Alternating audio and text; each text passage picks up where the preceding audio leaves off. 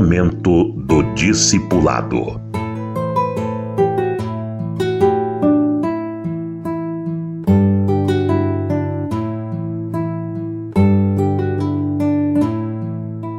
Há o momento de se liberar o discípulo e ele se alimentar por si mesmo. Eu quero focalizar esse aspecto. O discípulo não é para ficar apegado ao seu líder, ao seu irmão, a vida inteira. Ele precisa crescer.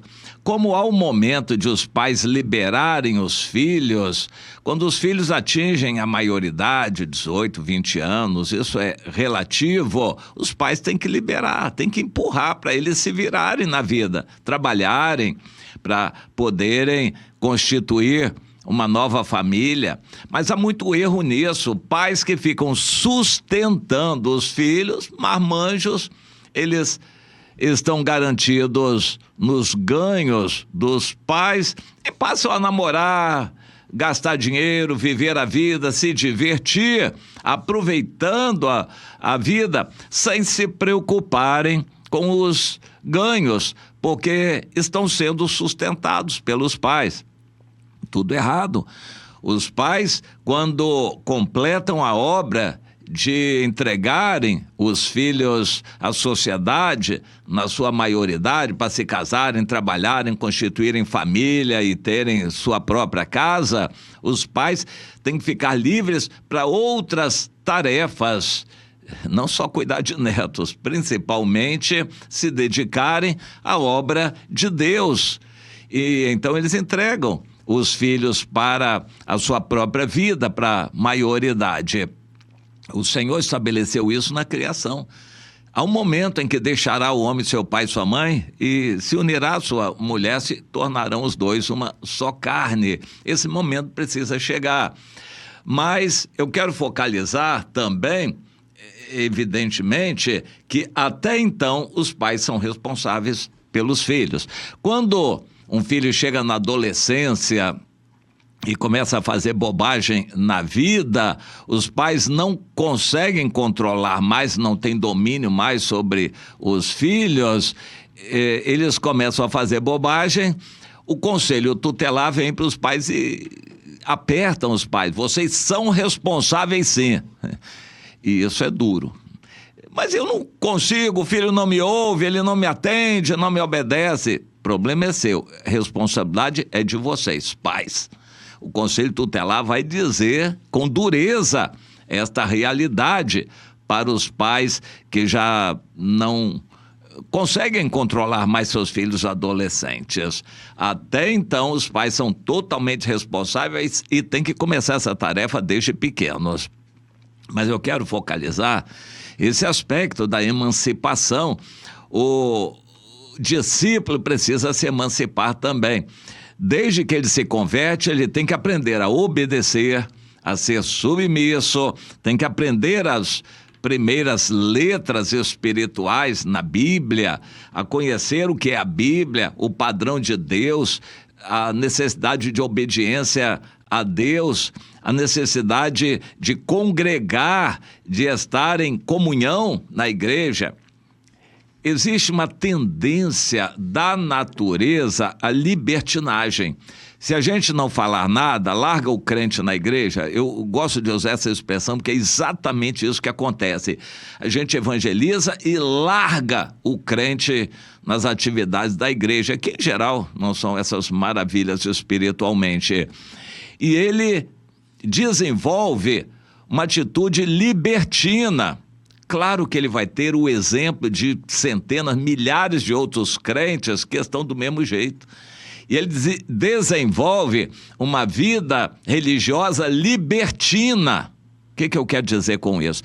Ele faz o que quer, vai à igreja quando quer, ele oferta e dizima quando quer, ele se veste do jeito que quer, trata as pessoas do jeito que ele quer, ele não é submisso a ninguém e está na igreja, ele é membro da igreja. Isso é uma vida libertina que traz problemas seríssimos. Culpa dos seus pais espirituais.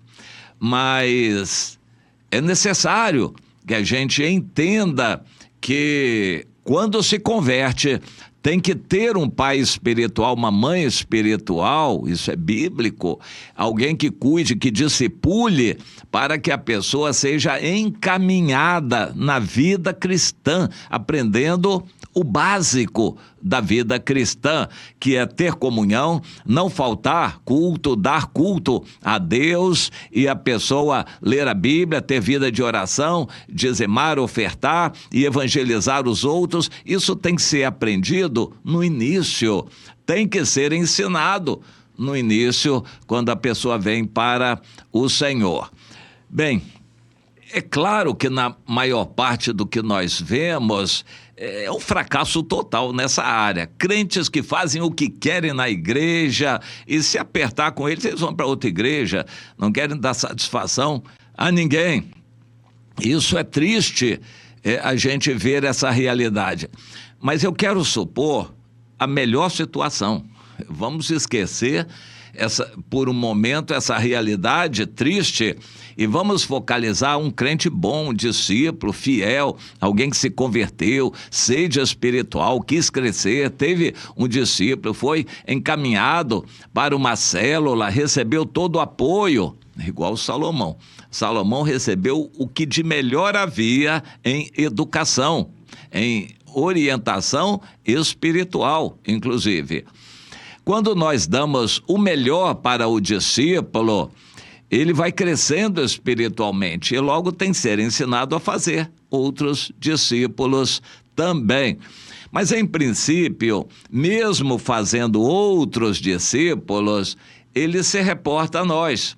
Ele tem uma grande consideração para conosco. Isso é bíblico também. O Senhor ordena que todos honrem os pais. No sentido espiritual, também. Honra a quem honra, honre seus pais espirituais. Isso é bem claro lá em Hebreus, em várias passagens da Bíblia. Pedro ressalta isto, que tem que honrar seus pais espirituais, valorizando a vida deles. Mas isso é o que você deve fazer, todos têm que aprender a fazer. E, no entanto, há um momento em que ele tem que se emancipar, ele vai desenvolver características diferentes do que ele aprendeu com seu pai espiritual. Ele vai desenvolver algum ministério específico que Deus está dando para ele.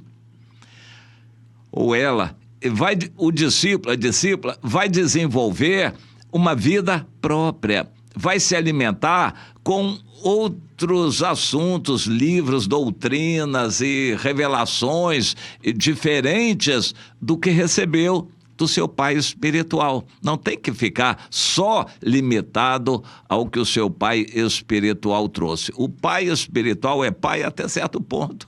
Depois é um irmão, como outro qualquer. Emancipado, o discípulo já faz outros discípulos, lidera, tem características próprias, ministério especial e vai cuidar dos outros como Deus quer que seja cuidado, com o melhor que ele tem. Não necessariamente igual ao seu pai, mas debaixo da mesma liderança de Deus. Você entende isto? Vamos aplicar na nossa vida.